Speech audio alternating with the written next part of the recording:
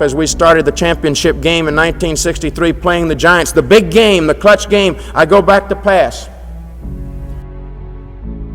And then I saw that I couldn't pass and I had to run, and I ran past the line. I got past Sam Huff, and just about that time Andy Robustelli and Jim Patton converged on me, and I was in between, and they hit me and the ball dropped as they completely knocked me silly.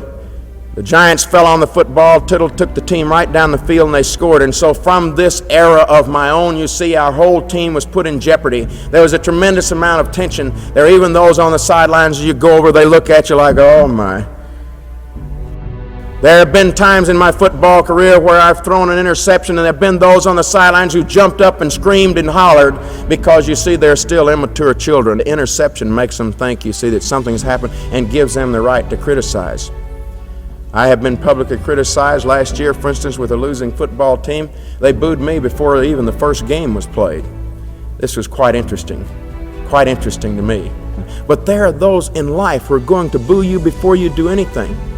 Maybe just based on the stand that you take, on the things that you think are right and good and that you stand up for.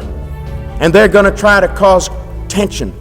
But this is what I like to say and what I like to repeat, because it has been expressed maybe a little bit better than I could express it. And Theodore Roosevelt said this, and to me it's great, because it is not the critic who counts, not the man who points out how the strong man stumbled or where the doer of deeds could have done better.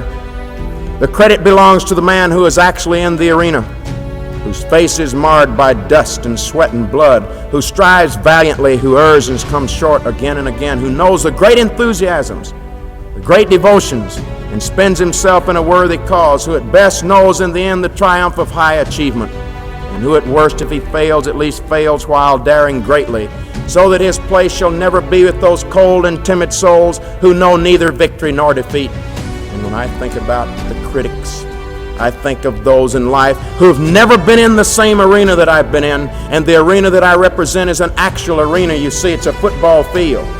The arena that you're in is a little bit different. And I find it extremely difficult to criticize you because of your background, because I don't know much about it.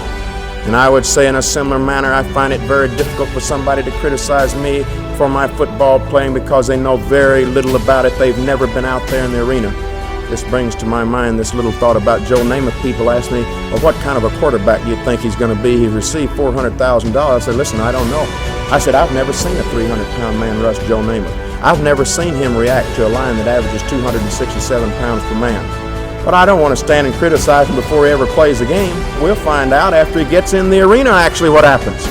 The main point I'm trying to make to you is this, so that all of us are in a different arena of life. Now, how do you react to these tensions? One of the first things that I've found out, it is very important to see a little bit of humor about everything that happens. As the tensions come up in your life, to look for the things that are humorous, that are funny, that are joyful. This overcomes the tensions that people create. Do not be concerned with the pettiness of the critic, understanding that as we go through life, that we should do so on a constructive basis. Understand that being made in the image of God, that we really prefer to construct rather than to destroy. And if you spend your life building something up that is good, you'll realize that there's very little time for criticism. Your life is too busy building, not destroying.